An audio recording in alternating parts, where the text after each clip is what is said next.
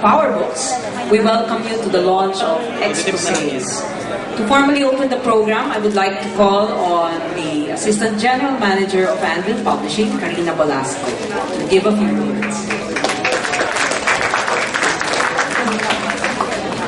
Good evening, everyone. Welcome to this second try at the book launch. And I think we're doing it so well. It's a very good turnout. Originally, this was scheduled on April 25, but Jarius had to be rushed to ICU, so we had to postpone. When 2011 CNN Hero of the Year Robin Lin was here to keynote a National Association of Midwives, one of the first things she noticed was a sticker on a card that says, "Don't steal. Our government is already doing such a good job of it." Could not be worse than Indonesia, she remarked. And I think I said yes because in the world ranking, it is one of the rare occasions we land on top. But actually, Robin is right. Indonesia is number 100. We are number 129 in the corruption index of 2011, according to the Transparency International. Of what use then is this book? Is this not like wielding a Swiss knife to a war? Well, for those who have even the littlest faith left, it is really effectual or useful for today when we see reinvestigations open and move forward. When we see a former president jailed, a chief justice under an impeachment trial, and a military general hunted down like a fugitive for crimes against the rights of countless people. When we are now led by a president with the political resolve to do what is right, which is to fight corruption, and show that mercy and justice are not synonymous or interchangeable.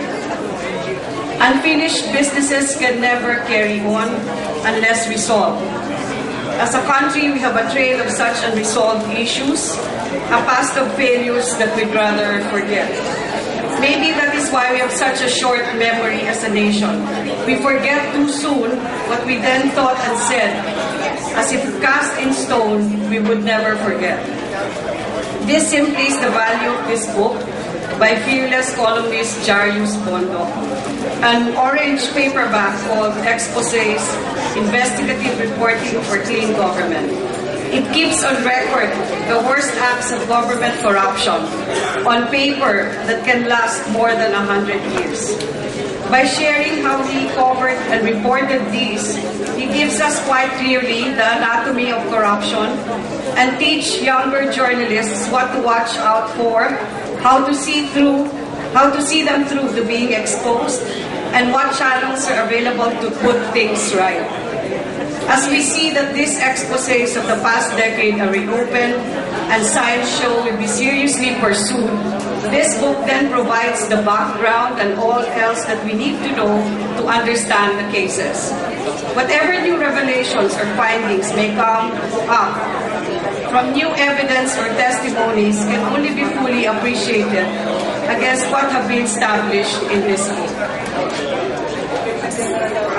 What is it that stops our leaders from thinking of us as a nation and blind to the profoundest needs of our people, the people in whose name and welfare wars and elections are fiercely fought? The novelist Graham Greene did say, "Our enemies are not the ignorant and simple, but the intelligent and corrupt. It will take more than enough sophistication and wisdom to bring them down.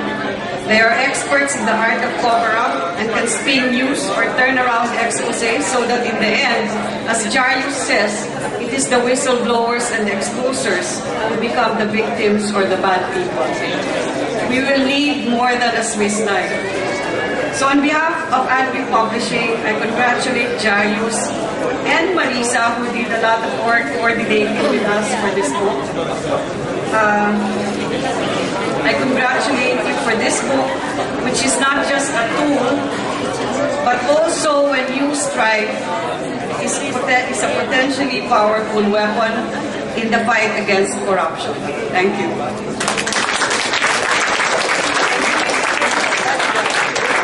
Thank you, Karina. Now we will move on to a more lighter side of the program.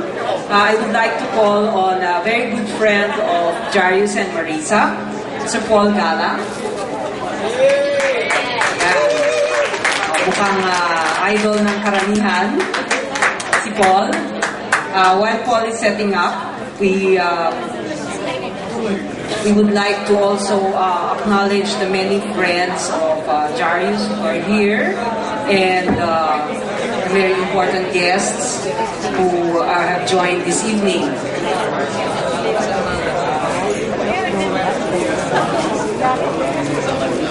Okay, so ready, Paul? So let us give our a big warm welcome to Sir Paul Gala. Good evening, each and everyone. It's truly a great opportunity to be part of this very historic program. The book launching of a great friend of ours during our university years, Mr. Jarius Bondoc. For this part, I'd like to do a song which I wrote, a song entitled Salamat Pepe. It's a song which pays tribute to a brother in the music industry, Pepe Smith. For many, many years, singing Filipino songs was not accepted, but because of Pinoy rock, Filipino songs became to be the music of the common people and of everybody. I'd like to do for you a song. Salamat.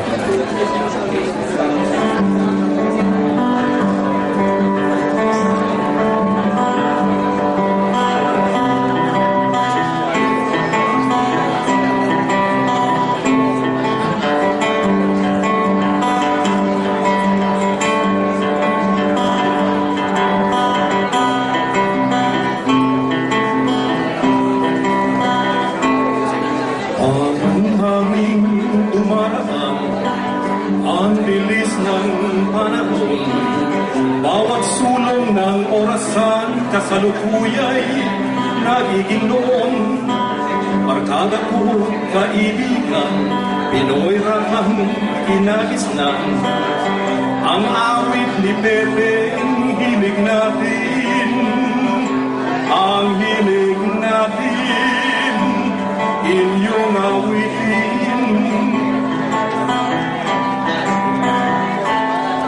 Musikang minsay kumapanang kayo mangging kaluluwa.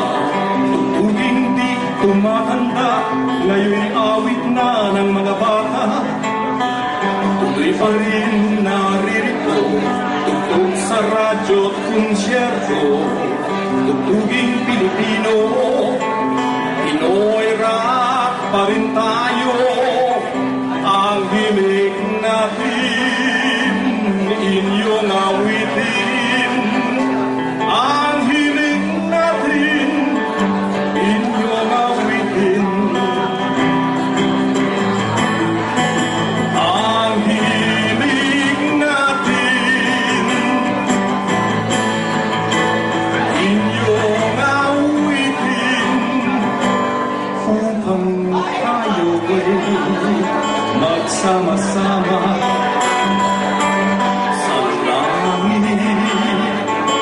ng pag-asa, di na nag-isa. Marami nang kasama. Salamat, Pepe, sa awit mong pamana.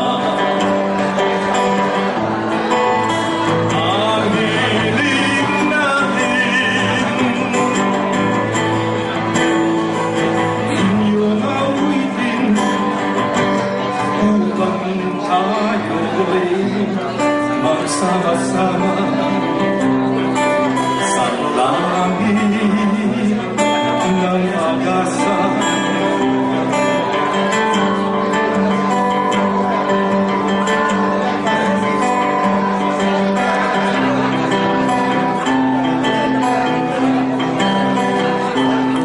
Ang hangin tumataan, ang bilis lang